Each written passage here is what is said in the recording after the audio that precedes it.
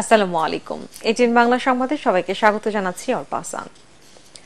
সাবেক মন্ত্রী ও আওয়ামী লীগের সভাপতি মণ্ডলীর সদস্য শাহজাহান খানকে রাজধানীর ধানমন্ডি থেকে গ্রেফতার করেছে গোয়েন্দা পুলিশ ডিবি। ওদিকে সাবেক ভূমিমন্ত্রীর ছেলে শিরহান শরীফ তমালকে অস্ত্র ও ইয়াবাসহ পাবনা থেকে গ্রেফতার করেছে র্যাব। এছাড়া সাভারে যৌথ বাহিনীর অভিযানে পোশাক শিল্পে অস্থিরতার সাথে জড়িত ৮ জনকে আটক করা হয়। মনির হোসেন তপু রিপোর্ট। হত্যাসহ একাধিক মামলার আসামি সাবেক মন্ত্রী ও আওয়ামী লীগ নেতা শাহজাহান খানকে আত্মগোপনে থাকা অবস্থায় রাতে ধানমন্ডি থেকে গ্রেফতার করে গোয়েন্দারা। তাকে প্রথমে ডিবি কার্যালয়ে নেওয়া হয়। ধানমন্ডি থানার মোতালেব হত্যা মামলায় গ্রেফতার দেখানো হয়েছে শাহজাহান খানকে।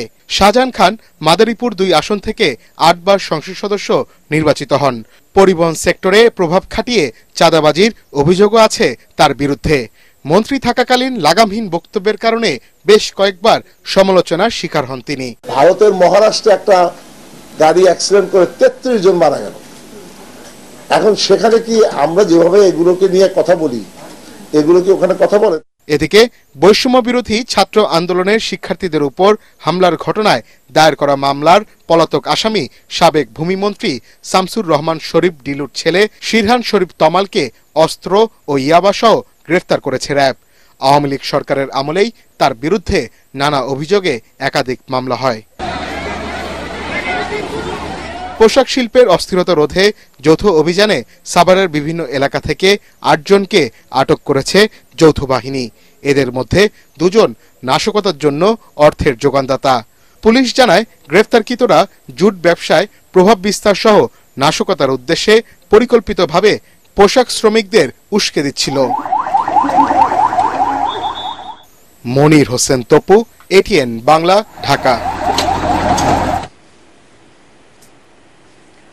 দেশের গার্মেন্টস শিল্পকে গ্রাস করতে পার্শ্ববর্তী দেশ নানা ষড়যন্ত্র করছে বলে মন্তব্য করেছেন জাতীয় শ্রমিক ঐক্যের সভাপতি ফয়েজ হোসেন।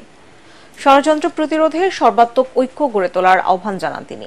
ঢাকা রিপোর্টার্স ইউনিটিতে গার্মেন্টস শিল্পে উদ্ভূত পরিস্থিতি নিয়ে সংবাদ সম্মেলনে তিনি বলেন, যারা গার্মেন্টস বন্ধ করার পায়তারা করছে তারা কেউ শ্রমিক নয়। তিনি আরো বলেন, ছাত্র জনতার আন্দোলনে স্বৈরাচারের পতন ঘটলেও মানুষের চিন্তার অবস্থান এখনো বদলায়নি। সংবাদ সম্মেলনে শ্রমিকদের ন্যায্য মজুরি ও দ্রুত বকেয়া বেতন পরিশোধেরও দাবি জানান তিনি।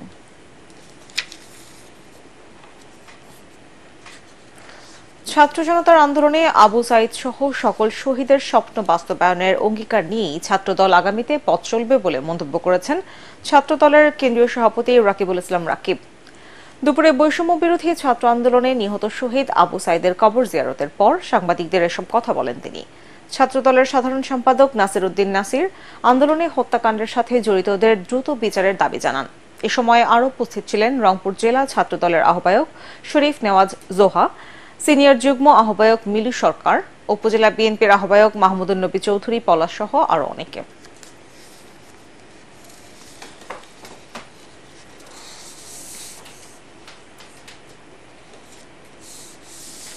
পরবর্তী সংবাদ দেখার আমন্ত্রণ জানিয়ে এখনকার মতো শেষ করছি। এটিএন বাংলার সংবাদ ইউটিউবে দেখতে ব্রাউজ করুন youtube/18 বাংলা নিউজ। ধন্যবাদ সবাইকে।